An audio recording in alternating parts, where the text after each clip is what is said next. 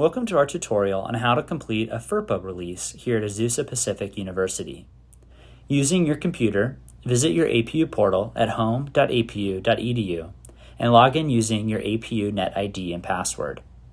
If you're using the APU Now app, you can visit your portal by tapping on home.apu.edu and logging in from there.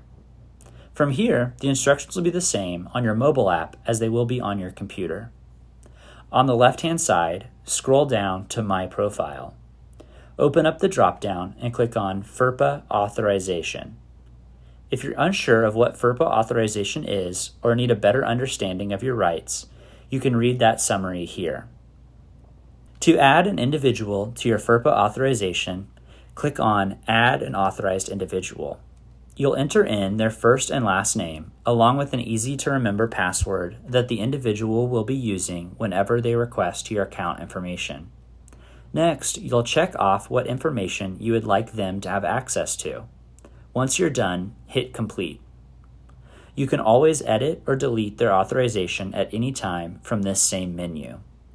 If you have any questions, feel free to email our Undergraduate Enrollment Services Center or our Student Services Center at uesc@apu.edu or call us at 626-815-2020.